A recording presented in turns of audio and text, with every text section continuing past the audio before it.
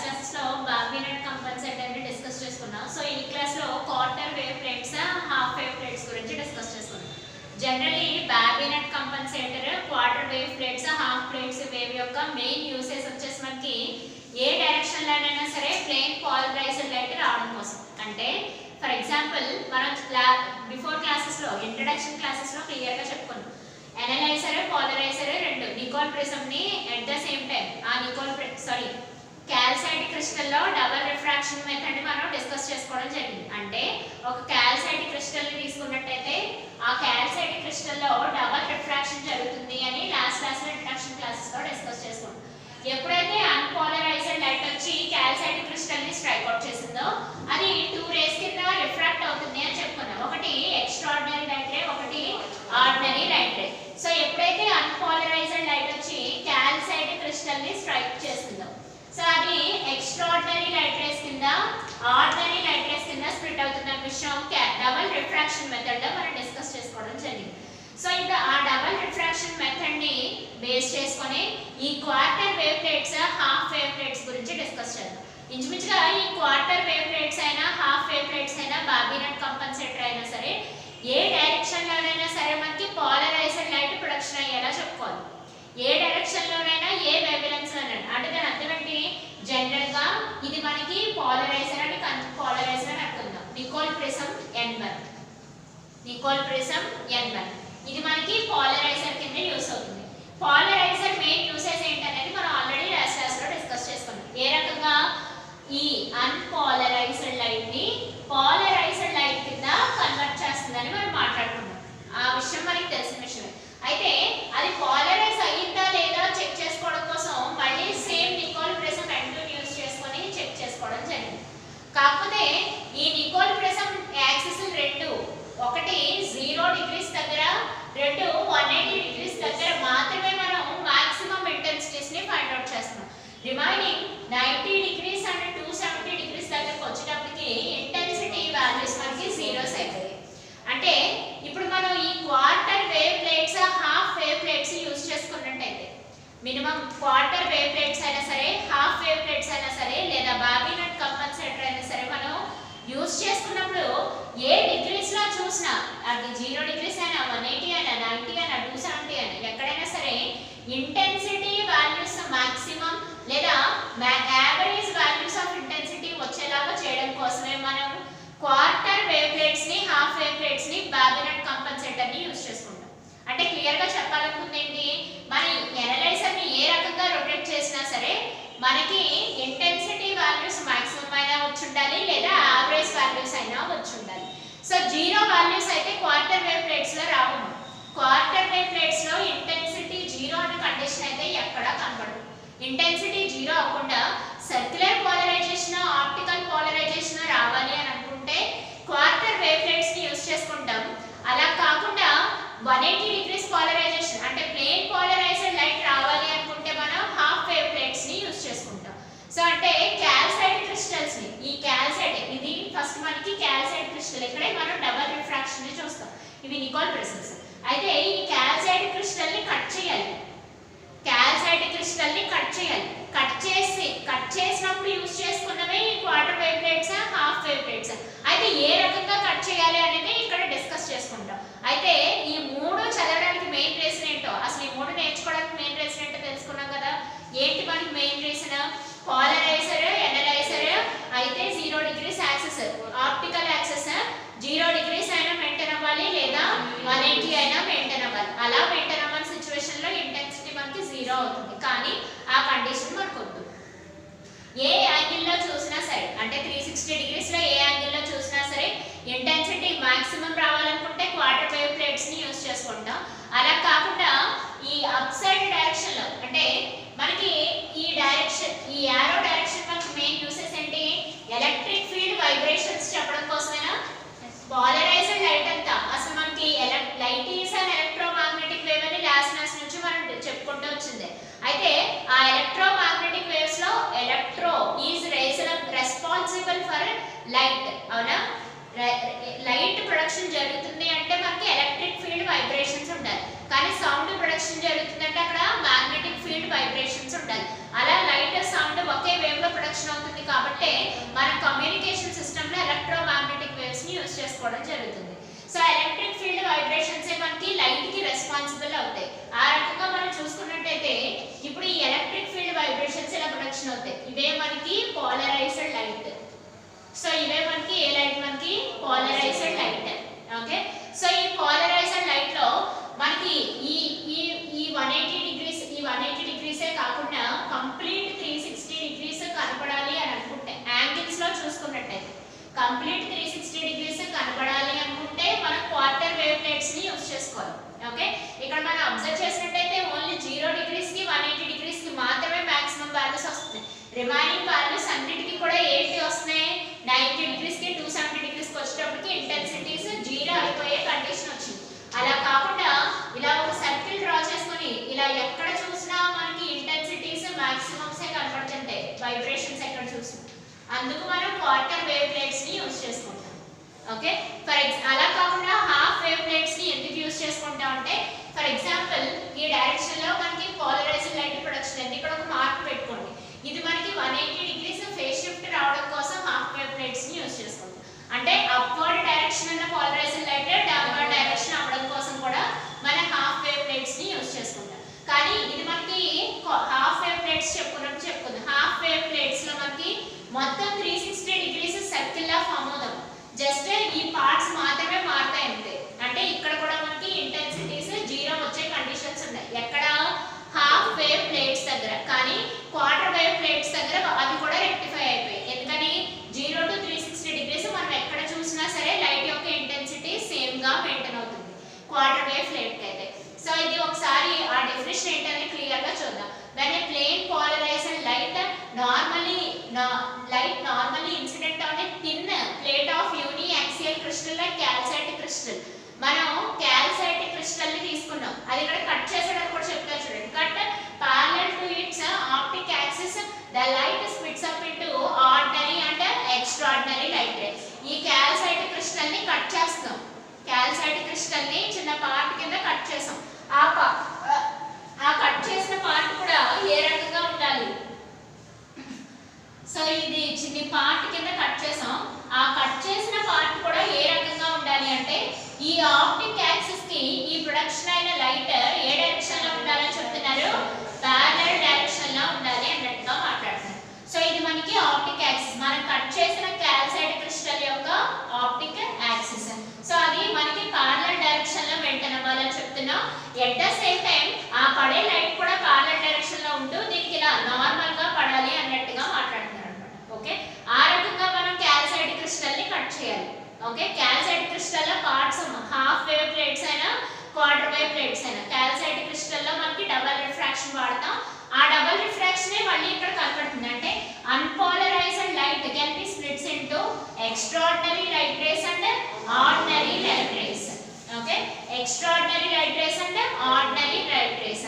కానీ ఇది మనకి ఇక్కడ మనం extraordinary light rays, ordinary light race ఇది మనకి వెలాసిటీస్ గురించి మాట్లాడుతున్నారు. అంటే velocity of extraordinary light ray is greater than velocity of ordinary light ray. ఈ విషయం లాస్ట్ క్లాస్ లో ఆల్రెడీ మాట్లాడుకున్నాం. మనం నెగటివ్ క్రిస్టల్, పాజిటివ్ క్రిస్టల్ అనే హెడ్డింగ్ పెట్టి రాయించి దానికి కాల్సైట్ క్రిస్టల్ ఎగ్జాంపుల్ అని, క్వార్ట్జ్ క్రిస్టల్ ఎగ్జాంపుల్స్ అని, వెలాసిటీస్ అక్కడ ఎలా ఉంటాయి అనేది లాస్ట్ క్లాస్ లో ఆల్రెడీ మనం మాట్లాడుకున్న విషయం. ఇక్కడ extraordinary light ray, ordinary light race యొక్క వెలాసిటీస్ డిఫరెన్స్ వల్లే మనకు అక్కడ పాత్ డిఫరెన్స్ లేదా ఫేజ్ డిఫరెన్స్ క్రియేట్ అయిపోతుంది. పాత్ డిఫరెన్స్ లేదా ఫేజ్ డిఫరెన్స్ అంటే దాని అర్థం ఏంటి, ఎక్స్ట్రాఆర్డినరీ లైట్ రే ముందు ఫ్లో అయిపోతుంది ఎక్కువ వెలాసిటీతో, ఆర్డినరీ లైట్ రే దాని వెనకాల వస్తుంది. దానివల్ల మనకి మనం ఇలా తీసుకునే ఎలక్ట్రిక్ ఫీల్డ్ వైబ్రేషన్స్, సో ఈ electric field vibrations extraordinary light race, ఇవి ఎలక్ట్రిక్ ఫీల్డ్ వైబ్రేషన్స్ అవునా. సో ఎలక్ట్రిక్ ఫీల్డ్ వైబ్రేషన్స్ లో ఒక లైట్ రే ఒకసారి స్టార్ట్ అయితే ఇంకొక లైట్ రే మనకి సెకండ్ టైం స్టార్ట్ అవుతుంది. First extraordinary light ray start అయితే తర్వాత ఏ లైట్ రే స్టార్ట్ అయింది, ఆర్డినరీ లైట్ రేస్. సిన్స్ మనం యూజ్ చేసే క్రిస్టల్ ని బేస్ చేసుకోవడం కూడా ఉంటుంది అది. ఓకే, సో అది మనం కాల్సైట్ క్రిస్టల్ ని కట్ చేసాం. ఏ రకంగా, optic axis parallel to the polarized light. So అది పడగానే రెండు కింద స్ప్లిట్ అవుతుంది, extraordinary light rays, ordinary light race.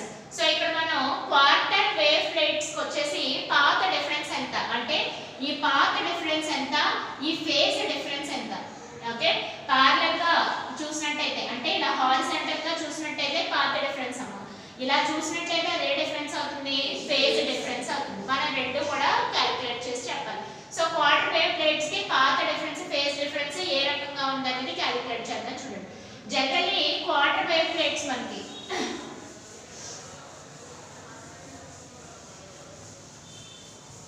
ఇక్కడ ఇన్సిడెంట్ నార్మల్లీ అని విషయం రాసుకోండి, ఇన్సిడెంట్ అని రాయాలి. సో ఇక్కడ జనరల్లీ పాత్ డిఫరెన్స్ కి ఫేజ్ డిఫరెన్స్ కి రిలేషన్ చెప్పుకుందాం. ఒకసారి చూడండి, phase difference so phase difference delta phi will become 2 pi by lambda into path difference delta x. Path difference delta x. Path difference delta x. Okay. Phase difference 2 pi by lambda into path difference delta x. ఒకసారి మనం observe చేసినట్లయితే electric field vibrations ని ఈ రకంగా తీసుకుంటున్నాం. So ఇది మనకి polarised అయితే ఇది మనకి electric field vibrations. Electric field vibrations. So ఇది మనకి ఎక్స్ట్రార్డినరీ లైట్ రే అయితే ఇక్కడ నుంచి మనకి ఆర్డినరీ లైట్ రేస్ ని తీసుకుంటాం. సో ఇది మనకి ఆర్డినరీ లైట్ రే, ఇది మనకి extraordinary light ray. So ordinary light ray, extraordinary light ray. Okay, so అది మనకి ఆర్డినరీ, ఒకటి ఎక్స్ట్రార్డినరీ లైట్ రే, రెండోది ఆర్డినరీ లైట్ రే. ఓకే, ఇక్కడ మనం x ని కన్సిడరేషన్ లో తీసుకుంటాం. సో ఇది మనకి డెల్టా x అవుతుంది. సో ఈ పర్టిక్యులర్ ఫేజ్ వాల్యూస్ కన్సిడరేషన్ లో తీసుకుంటే ఇది మనకి డెల్టా ఫై అవుతుంది. ఫేజెస్ యాంగిల్స్, ఇక్కడ ఒక యాంగిల్, ఇక్కడ ఒక యాంగిల్. సో యాంగిల్స్ కన్సిడరేషన్ లో తీసుకుంటే ఫేజ్ డిఫరెన్స్, కింద డిస్టెన్స్ కన్సిడరేషన్ లో తీసుకుంటే మనకి delta x. So path difference, phase difference. కానీ క్వార్టర్ వేవ్ ప్లేట్స్ వచ్చేసి మనకి లాంబ్డా బై 4 పాత్ డిఫరెన్స్ ని క్రియేట్ చేస్తాయి. లాంబ్డా బై 4 పాత్ డిఫరెన్స్ ని క్రియేట్ చేస్తాయి. క్వార్టర్ వేవ్ ప్లేట్స్ ఎప్పుడు కూడా లాంబ్డా బై 4 అనే పాత్ డిఫరెన్స్ ని క్రియేట్ చేస్తాయి. అదే హాఫ్ వేవ్ ప్లేట్స్ అయితే లాంబ్డా బై 2. క్వార్టర్ అని అందుకే పెట్టారు. క్వార్టర్ అంటే పాత్ డిఫరెన్స్ ఏమవుతుంది మనకి లాంబ్డా బై 4. ఆ రకంగా phase difference delta phi is equal to ఏ రకంగా చెప్పగలం, 2 pi by lambda into lambda by 4. Lambda by 4. So ఇక్కడ మనకి అబ్జర్వ్ చేసినట్టయితే లాంబ్డా క్యాన్సిల్, 2 ఇందులో 2 టైమ్స్ క్యాన్సిల్ అవుతుంది. So delta phi will become ఎంత అయింది మనకి 5/2. డెల్టా ఫై విల్ బికమ్ ఎంత అయింది మనకి 5/2. పాత్ డిఫరెన్స్ మరి జాగ్రత్తగా అబ్జర్వ్ చేసుకోవాలి. పాత్ డిఫరెన్స్ వచ్చేసి లాంబ్డా బై 4. పాత్ డిఫరెన్స్ వచ్చేసి మనకి లాంబ్డా బై 4. అదే ఫేజ్ డిఫరెన్స్ వచ్చేసి మనకి 5/2.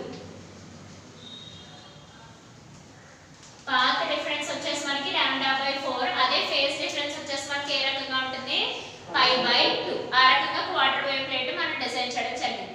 ఈ క్వార్టర్ వేవ్ ప్లేట్ మెయిన్ ఉద్దేశం ఏంటి మనకి సర్క్యులర్ పోలరైజేషన్. ఏ యాంగిల్ లో చూసినా మనకి పోలరైజ్డ్ లైట్ రావడమే సర్క్యులర్ పోలరైజేషన్.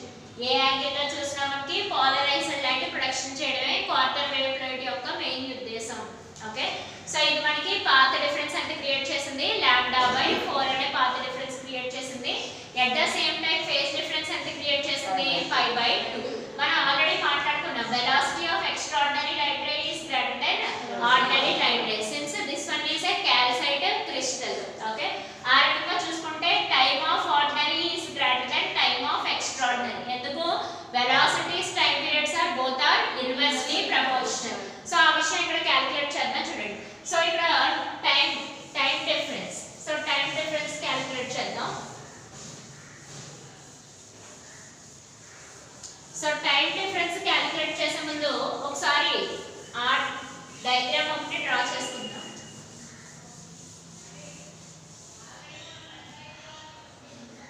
సో ఇక్కడ నేను కట్ చేసిన క్యాల్సైట్ క్రిస్టల్ గురించి మాట్లాడుతున్నాను. ఇది మనకు ఆల్రెడీ కట్ చేసిన క్యాల్సైట్ క్రిస్టల్. సో ఇది మనకి ఏ యాక్సిస్ అవుతుంది ఆప్టిక్ యాక్సిస్. సో ఇది మనకి ఆప్టిక్ యాక్సిస్. ఓకే, సో ఈ రకంగా నార్మల్ గా మనకి పోలరైజ్డ్ లైట్ వచ్చి స్ప్లిట్ అవుతుంది. ఇక్కడికి వచ్చేటప్పటికి ఇది ఏమవుతుందంటే ఆర్డినరీ రేస్, ఎక్స్ట్రార్డినరీ రే. సో ఆర్డినరీ రే అంటే ఎక్స్ట్రార్డినరీ రే ఆ రకంగా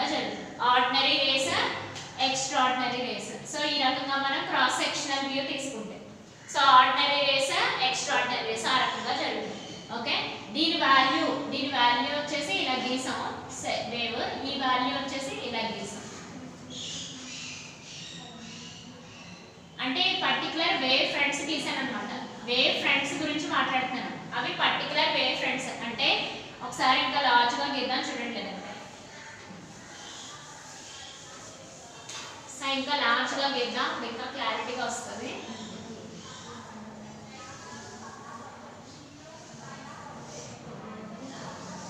సో ఇది మనకి ఆప్టిక్ యాక్సిస్. ఓకే, ఇది ఇలా నార్మల్లీ ఇన్సిడెంట్ అయింది అని చెప్పడం కోసం. ఇది మనకి ఆర్డినరీ రే, ఇక్కడ వచ్చేసి మనకి ఎక్స్ట్రాడినరీ రే, నెక్స్ట్ ఆర్డినరీ రే, ఎక్స్ట్రాడినరీ రే. సో ఇది ordinary ray wave front, at the same time ఇది మనకి ఎక్స్ట్రాడినరీ రే వేవ్ ఫ్రంట్. సో ఆర్డినరీ రే వేవ్ ఫ్రంట్, అది వచ్చేసి మనకి ఎక్స్ట్రాడినరీ రే వేవ్ ఫ్రంట్స్. వేవ్ ఫ్రంట్స్ గురించి మాట్లాడుతున్నాను. ఇది wave fronts, wave fronts. Okay, ఇది వచ్చేసి ఆర్డినరీ రే, ఈ రే వచ్చేసి మనకి extraordinary, ordinary extraordinary. So normally incident అయిందని చెప్తున్నారు కదా, పారలల్ గా అయినా నార్మల్ గా ఇన్సిడెంట్ అయిందని చెప్పడం కోసం. ఆప్టిక్ యాక్సిస్ కి పారలల్ బట్ కానీ నార్మల్ గా ఇన్సిడెంట్ అయింది. ఓకే, సో క్యాల్సైట్ క్రిస్టల్ ని కట్ చేసి క్వార్టర్ వేవ్ ప్లేట్ ని డిజైనింగ్ చెప్తున్నాను. దీని డిస్టెన్స్ వచ్చేసి డిస్టెన్స్, ఈ పై పార్ట్ వచ్చేసి ఎయిర్ అవుతున్నాం, కింద పార్ట్ మనకి క్యాల్సైట్ క్రిస్టల్, అది మనకి తెలిసిన విషయం. Calcite crystal, calcite crystal. Okay, so ఈ D వచ్చేసి థిక్నెస్ ఆఫ్ ప్లేట్ అన్నమాట. థిక్నెస్, ఈ D వచ్చేసి మనకి థిక్నెస్ అవుతుంది. ఆ D మనకి థిక్నెస్ కింద తీసుకోండి. ఇప్పుడు ఆ D నే మనం క్యాలిక్యులేట్ చేయాలి. కానీ ఆ extraordinary light rays ordinary light rays కన్నా వెలాసిటీస్ ఎక్కువ, ఆ విషయం మనకి తెలిసిన విషయమే. దీనివల్లే మనకి λ/4 పాత్ డిఫరెన్స్, 5/2 ఫేజ్ డిఫరెన్స్ దీనివల్లే క్రియేట్ అవుతుంది. ఈ వెలాసిటీస్ డిఫరెన్స్ వల్లే, ఆ వెలాసిటీస్ డిఫరెన్స్ వల్లే λ/4 పాత్ డిఫరెన్స్, 5/2 ఫేజ్ డిఫరెన్స్ అంతా క్రియేట్ అవుతుంది. ఓకే, సో ఆ రకంగా మనం T ordinary is greater than T extraordinary కింద కన్సిడరేషన్ లో తీసుకుంటాం. ఓకే, సో ఇక్కడ మనం అబ్జర్వ్ చేసినట్లయితే time difference delta T calculate చేద్దాం. Time difference delta T will become T ordinary minus T. So ఇది మనకి D అన్న డిస్టెన్స్, ఒకవేళ అది మనకి సమ్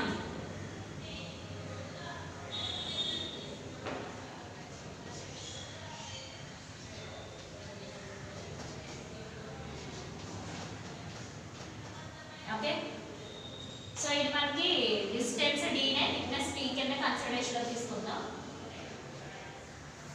సో నేను టైం పీరియడ్స్ ని ఆ థిక్నెస్ ని డిస్టెన్స్ ఇదే మనకి థిక్నెస్ అవుతుంది, లైట్ ఫ్లో అయ్యే డిస్టెన్స్ కూడా ఇదే మనకి. సో ఎంత లైట్ ఫ్లో అయినా సరే, ఎంత లైట్ సిచ్యువేషన్స్ రిఫ్రాక్షన్స్ జరిగినా ఈ ఏరియాలోనే కదా జరుగుతుంది, అందుకు అదే థిక్నెస్ అదే డిస్టెన్స్ కింద కన్సిడరేషన్ లో తీసుకుంటాం. సో ఈ రకంగా చూస్తే delta T will become, so D ని కామన్ తీసాం, ఆ రకంగా 1/V0 minus 1/V. Okay, so ఇప్పుడు మనకి డెల్టా T వచ్చింది. సో ఈ డెల్టా T ని వెలాసిటీ ఆఫ్ లైట్ తో velocity of light C will become 3 into 10 to the power of 8 meters per second. Okay, దీంతో మల్టిప్లై చేసి డివైడ్ చేద్దాం.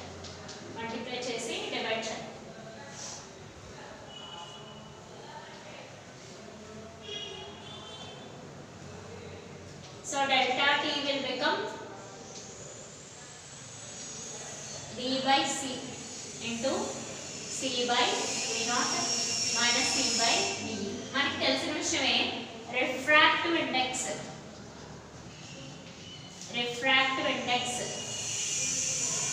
mu0 is equal to C by V0, mu E is equal to C by V.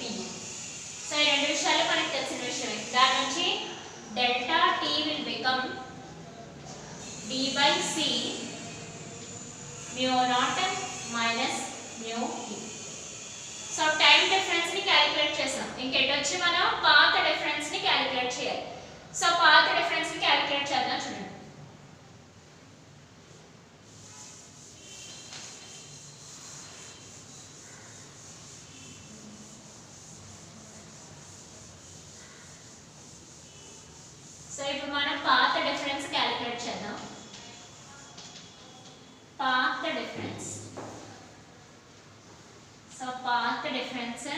be equal to C into delta T. So ఇక్కడ C లాగే ఉంది. Already delta T values మనకు తెలుసు. D by C into mu naught minus mu. So ఈ రకంగా C cancel. That will be equal to D into mu naught minus mu. So ఇది మనకి quarter wave plate కాబట్టి path difference ఖచ్చితంగా ఏమవుతుంది lambda by 4. Path difference ఏమవుతుంది మనకి lambda by 4.